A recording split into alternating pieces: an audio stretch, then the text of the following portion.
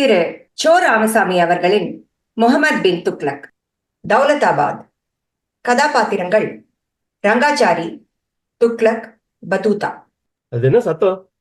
பாருங்க பாருங்க, ஏதோ பெட்டி போல இருக்கே. என்ன இது? இறங்க பார்க்கலாம். உள்ள ரெண்டு பாடி இருக்கே, உயிர் இருக்கா போல இருக்கே. பதூதா, என்ன இது? எங்கிருக்கிறோம்? தெரியவில்லை சுல்தான். நீங்க யாரு? நான் தான் இபின் பதூதா. இவர்தான் சுல்தான் முகமது பின் துக்ளக்.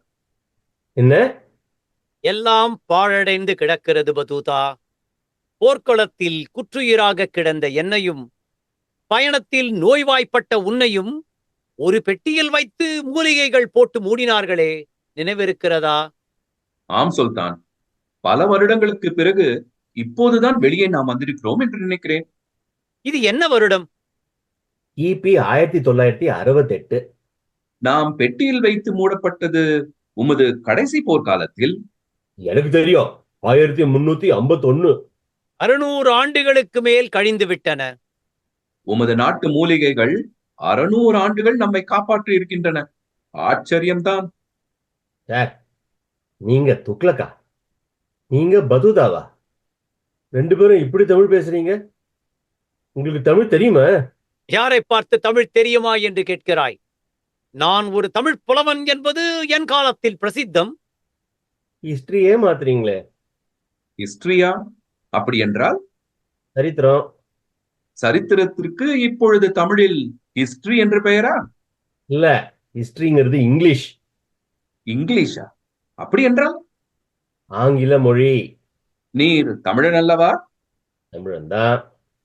பின் ஏன் ஆங்கிலத்தில் பேசுகிறீர்கள்? அது வழக்கமா போச்சு சார். நீங்க நிஜமா துக்ளக்கா? சுல்தான் முகமது பின் துக்ளக்கை பார்த்து நீதான் துக்ளக்கா என்று கேட்க உமக்கு என்ன துணிச்சல்?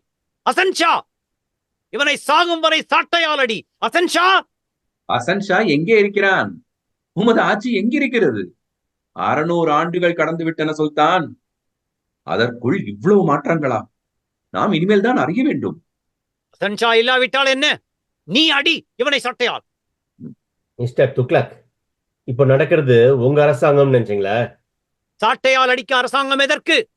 சாட்டை இருந்தால் போதுமே. நீ சரியான துக்ளக் தான். நீர் யார்? உமது பெயர்?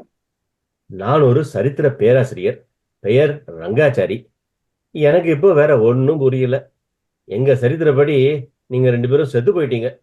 அதற்காக நாங்கள் இப்போது சாக வேண்டுமா? எங்கள் சரித்திரப்படி பார்த்தால் நீங்கள் இன்னும் பிறக்கவே இல்லை. ஏன் பிறந்தீர்? சந்தேகமே இல்லை, அவன் நிஜமாவே துக்ளக் தான். ரங்காச்சாரி, உங்கள் சரித்திரத்தில் எப்படி எழுதியிருக்கிறீர்களோ தெரியாது. ஆனால் போர்க்களத்தில் தோல்வியுற்ற துக்ளக், பயணத்தில் நோய்வாயுற்ற நான், இருவரும் இப்பெட்டியில் வைத்து புதைக்கப்பட்டோம். யார் போச்சது? துக்ளக் உத்தரவுப்படி ஹசன் ஷா தான் புதைத்தான். இந்த மூலிகைகள் எங்களை காப்பாற்றி வந்திருக்கின்றன.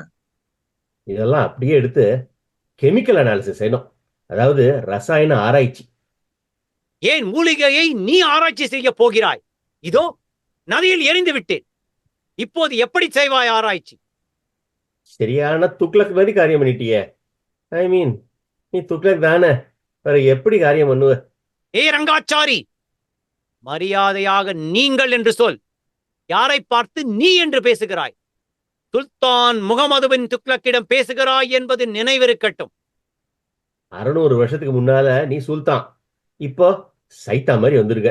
ஒன்னும் புரியல. சுல்தான், நாம் எங்காவது கண்மறைவாக போய்விடுவோம். நம்மிடம் ஆட்சியும் இல்லை. சுல்தானாக வாழ்ந்த நீங்கள் இப்பொழுது சாதாரண குடிமகனாக வாழ்வதை விட எங்காவது சென்று வாழலாம். இப்போது யார் இந்த நாட்டின் சுல்தான்? சுல்தானா? அப்படி யாரும் கிடையாது. இப்போ குடியரசு. சுல்தான் இல்லாமல் ஒரு நாடா? அப்படி இல்ல, குடியரசு. அதாவது நினைச்சவெல்லாம் சுல்தான். ஒரு நாட்டிற்கு எத்தனை சுல்தான்கள்? இப்போ இந்த நாட்டுல 10-15 நாடு இருக்கு. ஒவ்வொரு நாட்டுக்கும் 10-15 சுல்தாங்க. மக்களை விட சுல்தான்கள் தான் அதிகமாக இருப்பார்கள் போலிருக்கிறதே. மொத்தமா 10-15 நாடு இருக்கு. இதுக்கெல்லாம் சேர்த்து வச்சு டெல்லியில நிறைய சுல்தான்லாம் இருக்கா. இருங்கள் இருங்கள், எனக்கு ஒன்றுமே புரியவில்லையே. எங்களுக்கே புரியலையே. பல சிறிய நாடுகள், பல சிறிய சுல்தான்கள், இவை எல்லாவற்றையும் சேர்த்து மொத்தமாக ஒரு நாடு. அதற்கு சில சுல்தான்கள். அப்படியா? கிட்டத்தட்ட அப்படிதான். இப்போ இந்தியா தான் நம்ம நாடு. இதுக்குள்ள தமிழ்நாடு, ஆந்திரா, கேரளா, மைசூர், இப்படி ஒவ்வொரு சின்ன பிரதேசத்துக்கும் ஒவ்வொரு மந்திரி சபை. அதுல 10-15 மந்திரிகள். இவா எல்லாரும் தான் நான் சுல்தான்னு சொன்னேன். மந்திரிகளை எப்படி சுல்தான் என்று சொல்ல முடியும்? சுல்தான் இஷ்டப்படி எதையும் செய்ய முடியும். மந்திரிகள் அப்படி செய்ய முடியுமா? செய்யறாங்க. அதனாலதான் அவங்கள சுல்தான். சரி, மத்திய அரசாங்க சுல்தான்கள் பெரியவர்களா அல்லது பிரதேச அரசாங்க சுல்தான்கள் பெரியவர்களா? அதை பத்தி தான் அடிக்கடி சண்டை. இப்போது இருக்கும் சுல்தான்களின் வாரிசுகள் யார்? வாரிசா? இது என்ன பரம்பரை சொத்தா? தேர்தல் நடக்கும். சுல்தானுக்கு தேர்தலா? ஆமா, ஒரு சுல்தான் 5 வருஷம் சுல்தானா இருக்கலாம். அப்புறம் தேர்தல். 21 வயசான ஜனங்க வாக்கு கொடுத்து சுல்தானை தேர்ந்தெடுப்பாங்க. வாக்கு கொடுக்க 21 வயது ஆகியிருக்க வேண்டுமா? 21 வயதிற்கு பிறகுதானே மனிதனுக்கு புத்தி தடுமாறும்.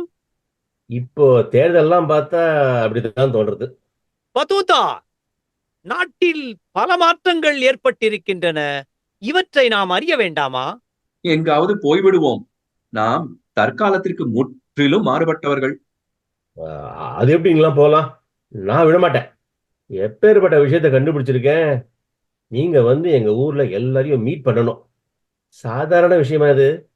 துக்ளக் உயிரோட வந்திருக்கான். கூட இபின் பத்தூதா. நான் உங்களை விட மாட்டேன். நீங்க என் கூட வராட்டி போலீஸை கூப்பிடுவேன். போலீசா? போலீஸ் அரசாங்க வீரர்கள். பதூதா, என்ன சொல்கிறாய்? இவரோடு சென்று நாட்டின் நிலையை அறியலாம். ஆனால் நமக்கு 600 வருடங்களாக ஏற்பட்ட மாறுதல்களே தெரியவில்லையே. வேறு யாரையும் சந்திப்பதற்கு முன்னால் இந்த மாறுதல்களை நன்றாக அறிந்து கொள்வது நல்லது. அதுக்கு டைம் எங்க இருக்க? நேரமே இல்லையே. ஏன் இல்லை? ஒரே வாரத்தில் நாங்கள் 600 ஆண்டுகளில் ஏற்பட்ட மாறுதல்கள் எல்லாவற்றையும் கற்றறிந்து விடுவோம். என்னையா உளர்றீங்க? ஹிந்தி படிக்கிறதுக்கே 10 வருஷம் ஆகும். ரங்காச்சாரி, மீண்டும் மீண்டும் என் கோபத்தை கிளறுகிறாய். சுல்தான் முகமது பின் துக்ளக் ஒரு மேதாவி. நீயே பார்த்து வியக்கும்படி 4 நாள்களில் இந்நாட்டின் இன்றைய நிலைமையை அறிகிறேன். பதூதா, என்னை பற்றி இவனிடம் சொல். என்ன சொல்வது? நான் ஒரு மேதாவி என்பதை இவனிடம் சொல். அவர் ஒரு மேதாவி.